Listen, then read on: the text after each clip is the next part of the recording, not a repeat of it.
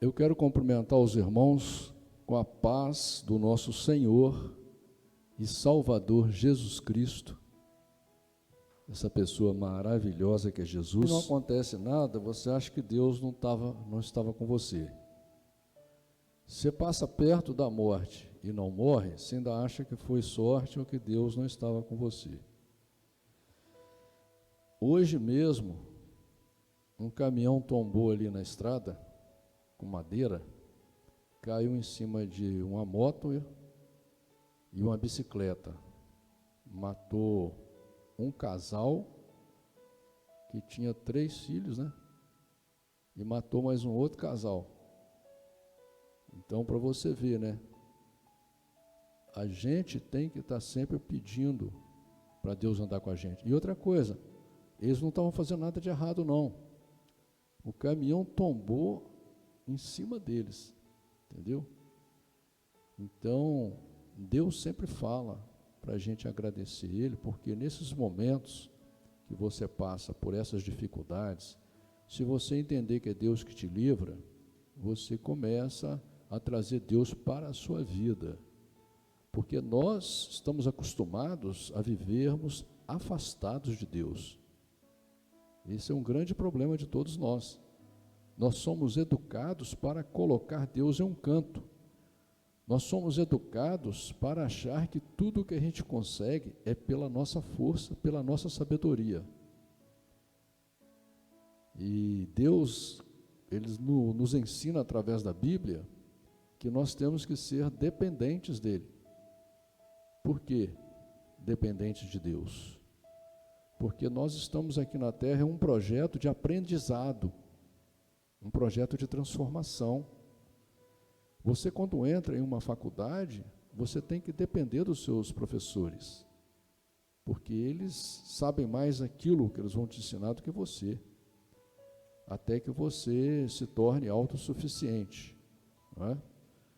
A igreja é a escola de Deus, a Bíblia é o livro pelo qual nós vamos conhecer o projeto de Deus, conhecer quem é Deus e sabermos o que Deus quer de nós.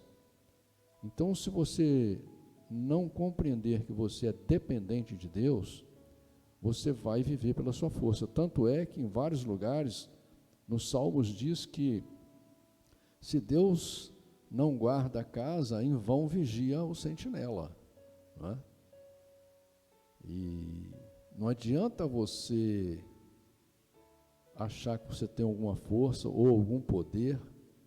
Tem muitas pessoas que passam a vida acreditando no seu poder, no seu gênio, no seu jeito, porque eu sou assim, porque é assim que eu vou ser. E nós estamos em um projeto aqui de transformação. Você não pode negar isso. Principalmente quem é chamado por Deus. Quem Deus olha do céu e dá uma Bíblia para a pessoa, quem Deus começa a agir, mostrar, manifestar a presença dele na vida da pessoa. Se você não reconhece a importância da ação de Deus na sua vida, e que Deus está agindo na sua vida porque Ele quer transformar você em um ser humano, à imagem e semelhança dele, nós somos criados à imagem e semelhança de Deus, como diz lá no livro de Gênesis. Entendeu? Você não é chamado para andar conforme o homem, você não é chamado para andar conforme o seu pensamento. Você precisa de desejar se transformar. Todos nós somos fracos, todos nós somos falhos, nós somos atribulados, né? Passam milhares de pensamentos em nossas cabeças todos os dias, nós criamos pequenas guerras todos os dias, nós conseguimos guerrear com as pessoas mais importantes da nossa vida, né? Porque nós não olhamos para o futuro, nós não compreendemos o projeto de Deus, o que realmente é importante para nós. O importante para o cristão não é se ele vai ser feliz hoje, não é se ele vai ficar milionário hoje, não é se ele vai ter saúde plena hoje. O importante para um cristão é se ele vai estar preparado para, no futuro, para amanhã, ele estar com Deus. E é isso que Deus faz durante a nossa caminhada. Aquele que é chamado por Deus, a gente não pode falar escolhido, irmãos, porque a Bíblia diz que muitos serão chamados, mas poucos serão escolhidos. Para você ser escolhido, você tem que aceitar o chamado de Deus, né? Você tem que aceitar o projeto de Deus. E para você aceitar o projeto de Deus, você precisa de partir de uma premissa muito clara que Jesus fala aqui no Evangelho. Jesus fala: você não pode colocar vinho novo em odre velho. Jesus fala que você não pode fazer um remendo novo em uma calça velha, em uma roupa velha. Por quê? O que quer dizer essa parábola? Quando você é chamado por Deus, que Deus te dá uma Bíblia, o que Deus está falando para você? O que está escrito na Bíblia? Um novo projeto, um novo pensamento. Agora não é mais pelo seu pensamento, agora não é mais pela sua vontade, agora não é mais pelo seu desejo, agora não é mais pelo eu acho, eu sou, eu penso. Não é mais, irmão. Agora é pelo que está escrito. Deus só fez a Bíblia para que ela te mostrasse o caminho pelo qual você tem que andar. É o caminho da Bíblia, não é questão de santidade, você botar uma roupa, uma saia lá no pé, um cabelo no pé, um terninho para ficar parecendo que você é santo. Não, não é, não estamos falando de aparência aqui. Deus não está preocupado com a sua aparência. Deus te chamou do jeito que você é, pecador, falho, fraco, imperfeito, mas Deus não chama fraco, Deus não chama tolo, Deus chama valente, Deus chama lutador. E Deus quer que você seja um lutador para quê? Para vencer qual batalha? A batalha contra você, contra o seu gênio, contra aquilo que o mundo ensinou a você, contra aquilo que você herdou. Por isso que a Bíblia fala sobre as maldições hereditárias, que passa de quarta até quinta geração. Agora, quem pode te consertar? Ninguém, irmãos. Ninguém. Palavra de pastor não vai mudar você, palavra de cônjuge, de mulher ou de marido não muda ninguém, palavra de filho não muda ninguém. A única pessoa aqui na terra que pode mudar você é você. Deus faz sinais, prodígios, milagres, maravilhas, para tentar abrir seu coração para você entender que você precisa de mudar. Ninguém é chamado por Deus para ficar como está. Por isso, Jesus fala que nós temos que orar. Para que você tem que orar, irmão? Se você não rouba, você não assalta banco, você não rouba carro, você não trai a mulher, você não bate na sua mulher. Vamos supor, estamos falando de uma pessoa normal aqui, uma pessoa, um cristão, uma pessoa do bem. Não faz nada de errado. Por que você tem que orar? Para quê? Se Deus já sabe tudo o que você precisa, tudo o que você quer. A oração é para que você, quando entra na intimidade com Deus, se você tiver temor, se você tiver um pouquinho de amor por Deus, você vai ser exposto pela palavra. Os versículos que Deus escreveu para você vão começar a expor você perante Deus. Se assim você deixar, se você tiver um coração quebrantado, entendeu? Tanto que Deus fala de um coração quebrantado que Ele se agrada, entendeu?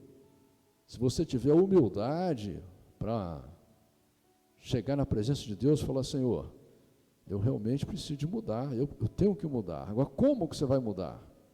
Você vai mudar através do que está escrito na Bíblia. Não adianta ter versículo aqui ou ter partes aqui que você finge que não ouve, né? Você finge que não está ouvindo. Por isso que Jesus fala, no mundo tereis aflição, mas eu venci o mundo. Por que Jesus venceu o mundo?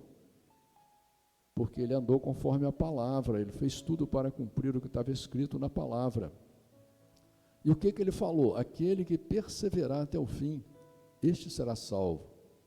Ainda que você viva 150, 200 anos, e que você seja um pecador por esses 200 anos, mas durante esses 200 anos você lutou contra os desejos da sua carne, você lutou contra toda a tribulação que vem sobre você, contra o seu gênio terrível, não conseguiu vencer, mas Deus viu você lutando, Deus viu você combatendo. Contra quem? Contra você. Nós não vamos vencer a guerra pela arma, nem pela força, é pela transformação individual, uma transformação que ela tem que partir de você, de você tomar atitude todo dia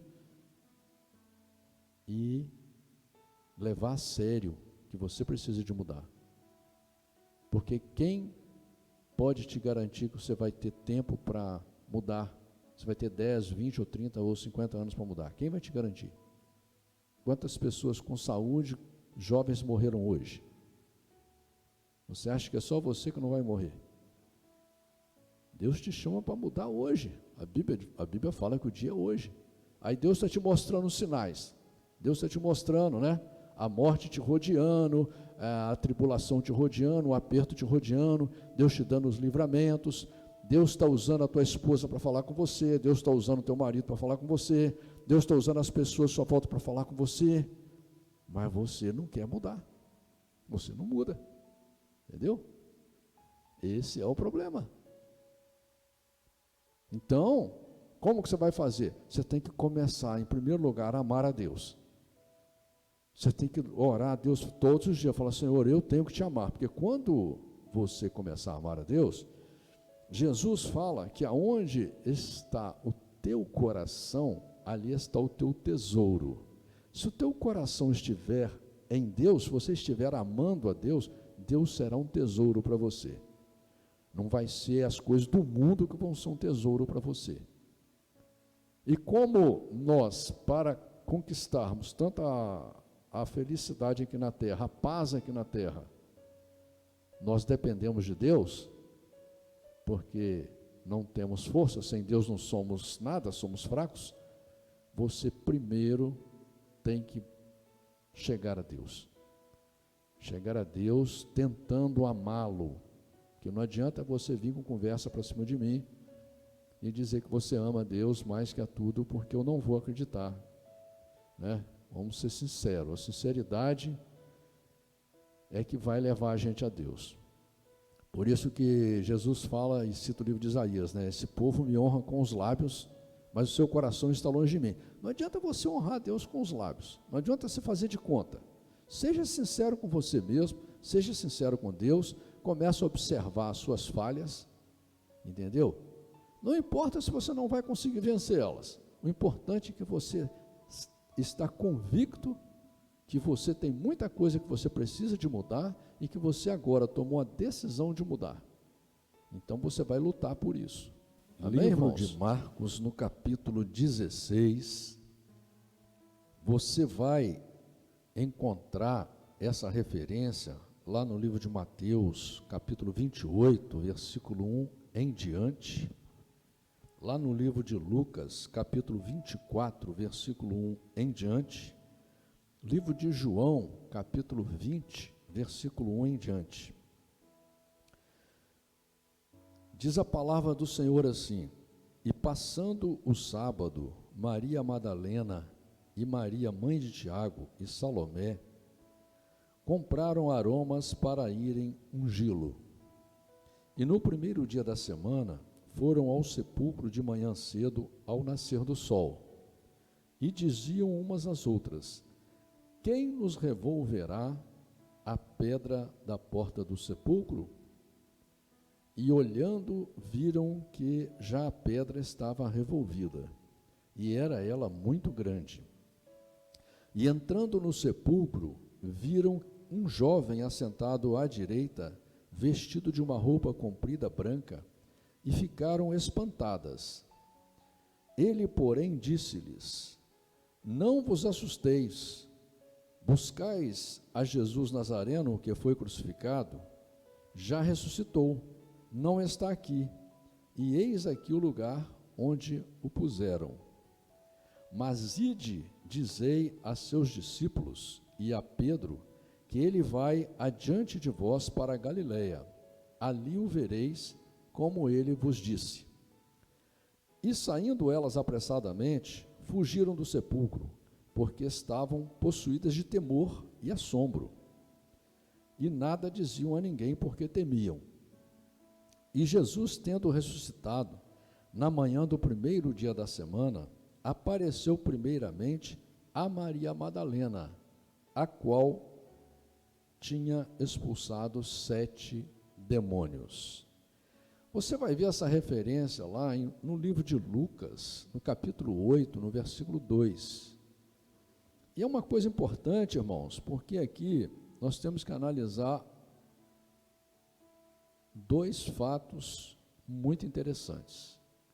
Maria Madalena estava sendo levada à morte por apedrejamento, e a vergonha por apedrejamento, porque ela tinha 7 demônios agindo na vida dela.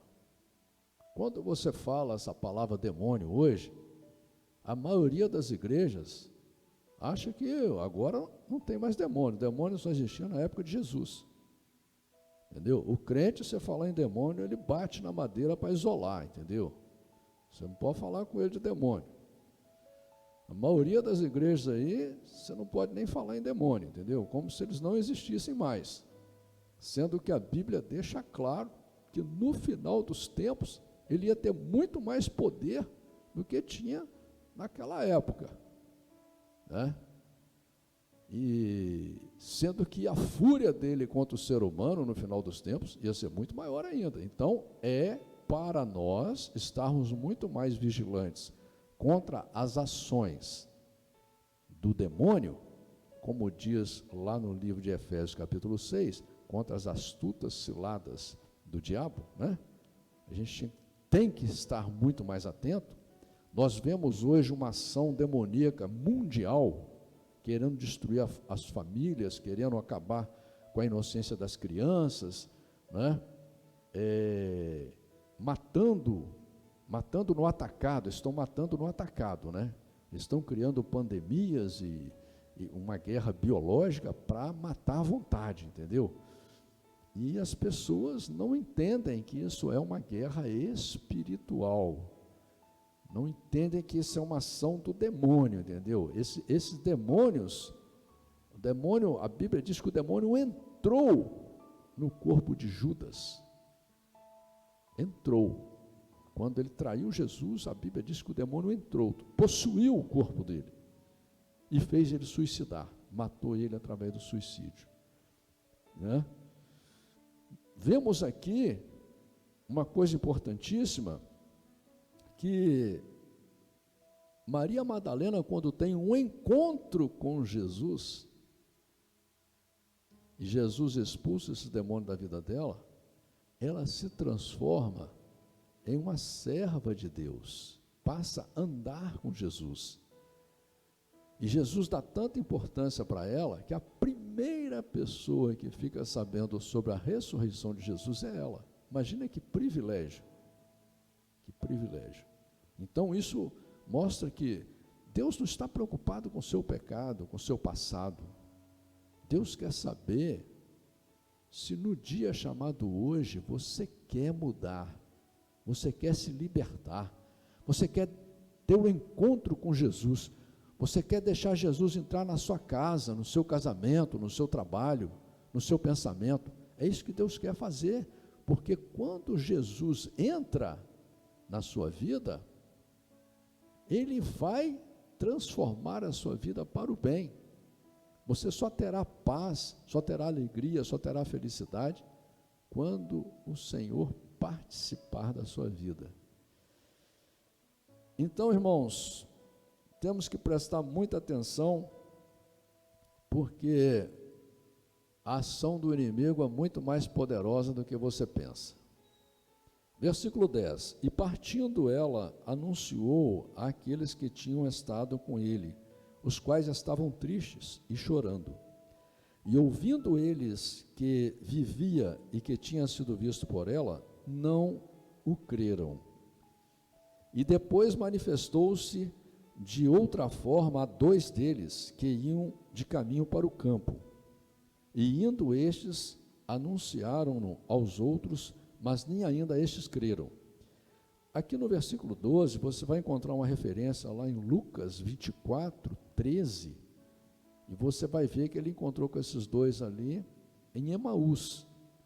E uma coisa importante aqui que nós estamos vendo, que quando Jesus andou com esses discípulos, com vários discípulos, Jesus deixou claro para eles que ele, cumprindo a palavra de Deus, ia morrer ao 3º dia e ressuscitar. O que está acontecendo aqui? Ao 3º dia ele ressuscitou. Apareceu para Maria Madalena. Maria Madalena contou para os discípulos, eles não acreditaram.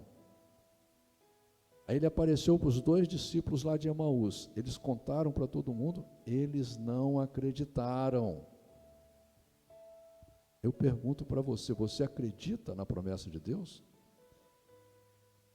Você acredita que Jesus tem um projeto para ressuscitar você? Ressuscitar as pessoas que você ama, ressuscitar a sua família? Você acredita nisso? Você crê nisso? Porque você tem que pensar sobre isso, você tem que analisar sobre isso. Qual o seu objetivo com Deus? O que você quer com Deus? Que tipo de relacionamento você quer com Deus? Para você não ficar perdendo tempo em ler Bíblia, perdendo tempo em ir à igreja, sem objetivo, porque você é chamado para a ressurreição e a vida eterna, para viver no reino de Deus, onde Jesus reina. Jesus é o Rei dos Reis, o Senhor dos Senhores. Ele reinará sobre você, de acordo com as leis e as regras dele. E para isso você tem que estar preparado.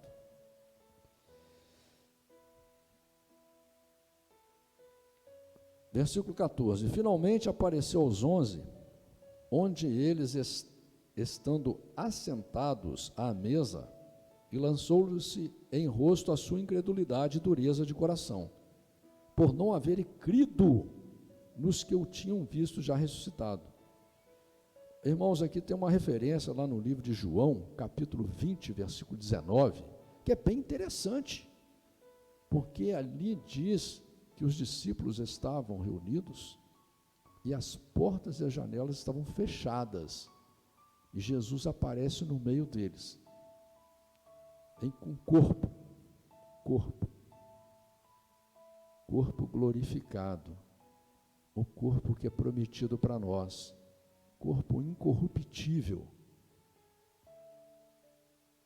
corpo eterno, e esse corpo atravessou as paredes, né? Mas Jesus comeu com eles também, e você precisa de acreditar nisso, irmãos, porque Jesus falou com eles, olha, e eu fiquei impressionado com a incredulidade e a dureza do coração de vocês. Irmãos, nós somos chamados para crer. Você foi criado pelo homem, educado pelo homem, por essa sociedade tola, ignorante, sociedade insensível, sem empatia pelo ser humano. Você foi criado com pensamentos ridículos, horríveis. Olha a tragédia que há na humanidade aí. Hoje nós temos criancinhas morrendo de fome, criança, um ser inocente, morrendo de fome, enquanto os seus governantes são bilionários. E você foi criado nesse sistema ridículo aí. E você acredita fielmente em muitas coisas que esse sistema fala para você, você acredita. Você acredita fielmente. No homem você acredita fielmente. Nas teorias do homem você acredita fielmente. Na promessa de Deus, o seu coração é duro, você é incrédulo. Irmão, não aceita isso para a sua vida. Não aceita isso, começa a acreditar de verdade. Até porque, se você for puxar para a matemática, pela lógica matemática, você não tem outra saída. Ou você acredita que Deus existe e que a promessa dele é para te ressuscitar quando o pior acontecer na sua vida, que é a sua morte. Não vai me dizer que a sua morte vai ser boa, né? Quando o pior acontecer na sua vida, o único que pode te ressuscitar é Deus através dessa promessa. Se você não acredita nela, você vai acreditar em quê? Que você é apenas um miserável, viveu como escravo, né?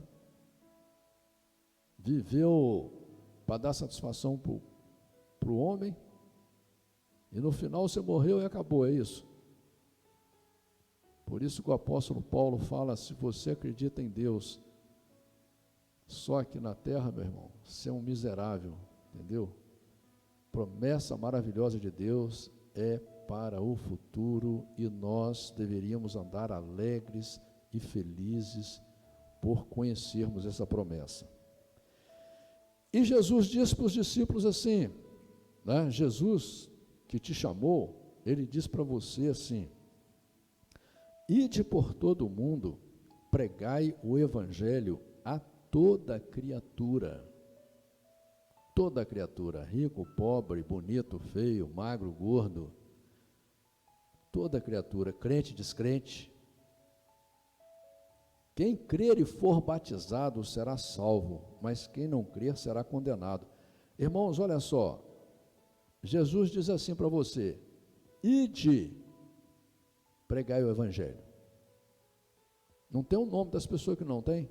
Por quê? Porque é para você, é para mim, é para você. Aí você pode falar assim: mas pastor, eu não sei ser pastor, eu não sei ser presbítero, como é que eu vou pregar o evangelho? Eu não tenho igreja. Meu irmão, sabe aonde você é chamado para pregar o evangelho? Sabe o primeiro lugar que você é chamado para pregar o evangelho? Na sua casa. Na sua casa. Você não só tem que pregar o evangelho, mas ser a luz de Deus lá na sua casa. Você tem que ser o exemplo, você tem que ser a testemunha de Jesus lá na sua casa. Que é o mais difícil, né? O mais difícil é na família você ser aquilo que Deus chama você para ser. O discípulo dele. O segundo lugar que você tem que pregar o evangelho é onde você for, com quem você encontrar.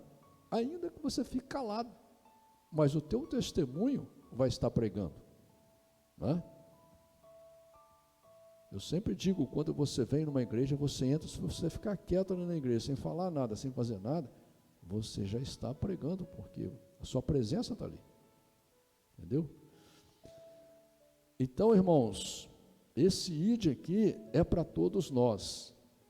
Não, Deus não faz acepção de pessoas. Portanto, você pode, a partir de hoje, saber que você é um discípulo de Jesus e que Ele está te chamando para você ser a luz das pessoas, o sal das pessoas, o tempero das pessoas. Deus está te chamando para você levar a paz do Senhor para as pessoas, a alegria do Senhor para as pessoas. E diz aqui, quem crer em quê, irmãos? Tem gente que acha que só falou, eu acredito em Deus. Aí tá, ele já crê. Mas crer em quê, meu irmão? Quem crer no que está escrito na Bíblia, é nisso que você tem que crer. É no que Deus escreveu. É nisso que você tem que crer. Tanto é que a Bíblia diz que você tem que ter cuidado com o que você está lendo, com o que você está ouvindo, porque um vai dizer, é por aqui, o outro vai dizer, é por ali, o outro vai dizer, é por lá. E é assim mesmo. Uma igreja diz que você tem que falar com o santo, outra igreja diz que você só será salvo na igreja dele. O outro diz que só será salvo na igreja dele. Cada um distorce a Bíblia do jeito que ele quer, dá um entendimento que ele quer para a Bíblia, para você fazer parte do grupinho dele, né? da bolhazinha dele. Só que não se esqueça, irmão, Deus é Deus de todos, e há um só Senhor, uma só fé. Efésios capítulo 4, há uma só fé, um só batismo, uma só Bíblia, uma Bíblia que já é completa, que não aceita mais acréscimo nem diminuição, mas o homem vai acrescentando e vai mudando. Por quê? Porque o homem, ele age em cima daquele que não crê no que está escrito na Bíblia. A pessoa que não ama a Bíblia, não acredita no que está escrito e leva esse relacionamento com a Bíblia sem importância nenhuma. Mas quem não crer será condenado. Olha só, a pessoa acreditou, leu a Bíblia, foi batizado, mas ele não acreditou de verdade. O que vai acontecer com ele? Vai ser condenado. Porque Jesus falou que haverá menos rigor naquele dia do juízo para Sodoma e Gomorra do que para nós que sabemos ler e escrever e temos uma Bíblia na nossa mão. O Evangelho todo esclarecido. Aliás, hoje o crente só anda errado porque ele quer, porque está tudo revelado. Hoje você sabe se uma religião é falsa, se ela não é, se ela está mentindo em cima da Bíblia, se não está. Você sabe tudo. Você só anda errado porque você quer. Estes sinais seguirão os que crerem. Em meu nome expulsarão os demônios, falarão novas línguas, pegarão nas serpentes, e se beberem alguma coisa mortífera, não lhes fará dano algum, e porão as mãos sobre os enfermos e os curarão. O versículo 17 aqui tem uma coisa muito importante, porque Jesus, ele fala assim, em meu nome.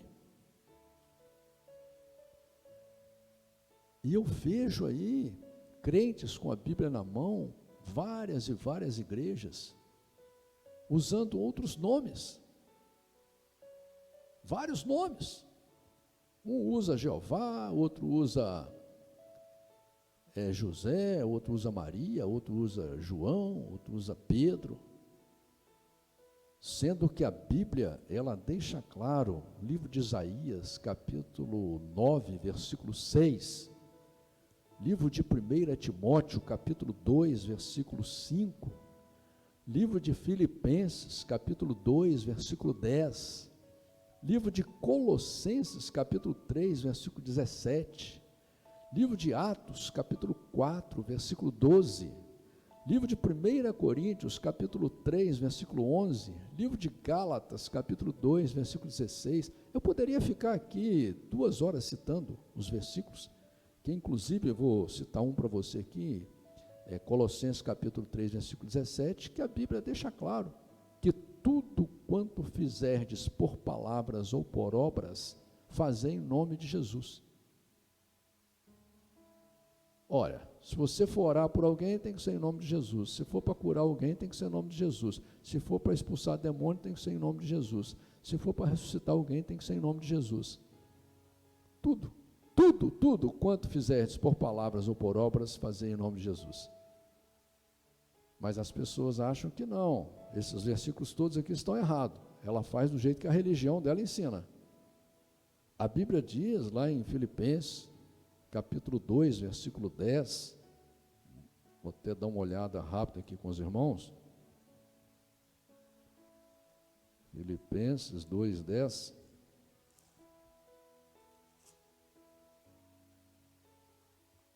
para que ao nome de Jesus se dobre todo o joelho dos que estão nos céus e na terra e debaixo da terra, e toda língua confesse que Jesus Cristo é o Senhor, para a glória de Deus.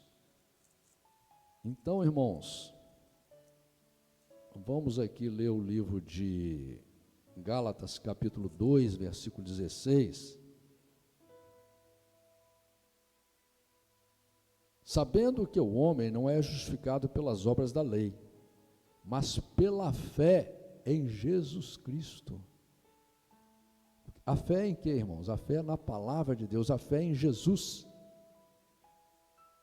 Temos também crido em Jesus Cristo para sermos justificados pela fé em Cristo, não pelas obras da lei, porquanto pelas obras da lei nenhuma carne será justificada. A nossa fé tem que ser em Jesus. Vamos ler lá 1 Timóteo capítulo 2, versículo 5.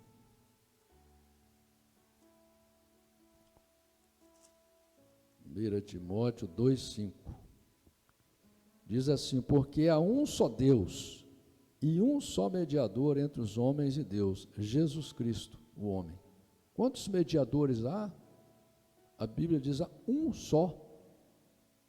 Então Pedro, João, Maria, Antônio, você santalhada que tem aí, que tudo quanto é nome que existe na terra é santo, né?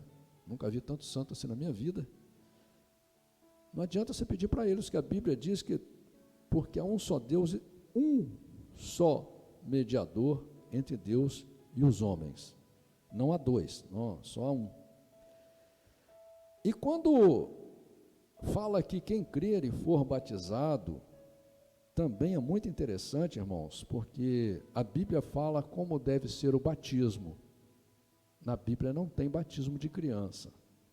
E lá no livro de Atos, capítulo 2, versículo 38, livro de Atos, capítulo 8, versículo 36, livro de Atos, capítulo 10, versículo 48, livro de Atos 19, versículo 5, livro de Lucas, capítulo 7, versículo 29 e 30, vai falar sobre o batismo.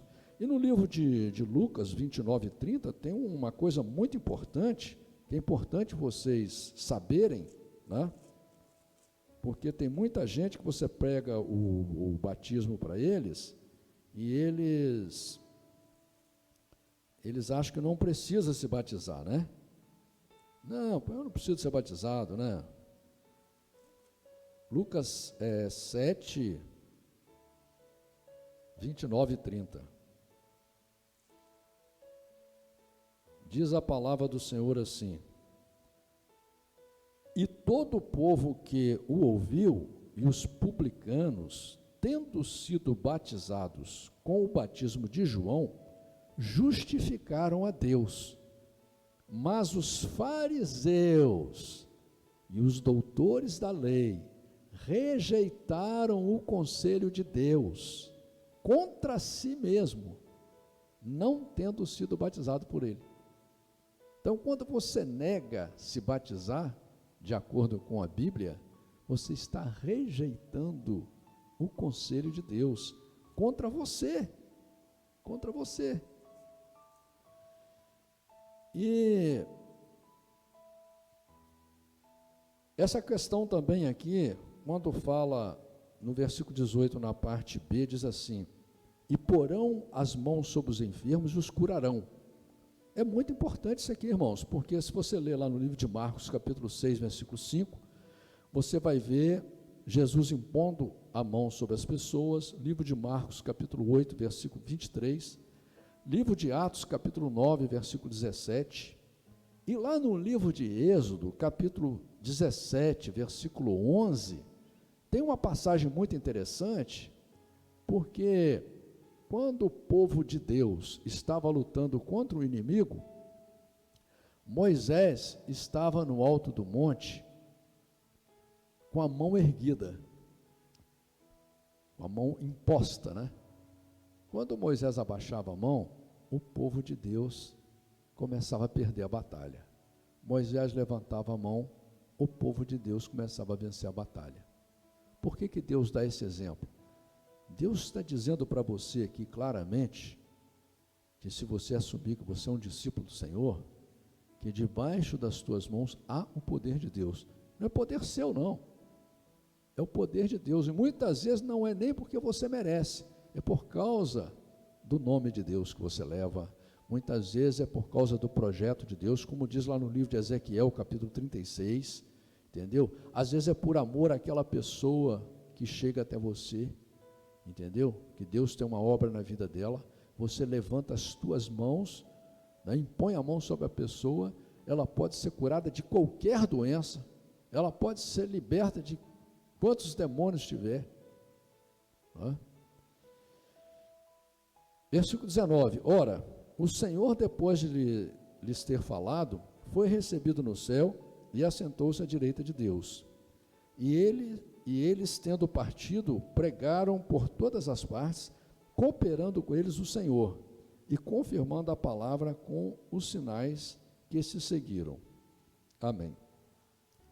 Então, irmãos, a palavra de Deus, ela foi escrita para você. Ela foi escrita para você. Você tem que assumir essa palavra na sua vida. Você tem que lutar pela sua vida. Você tem que lutar pelo seu futuro. Deus tem uma obra na sua vida. Deus tem um projeto maravilhoso para você. Então, assuma teu relacionamento com Deus. Amém?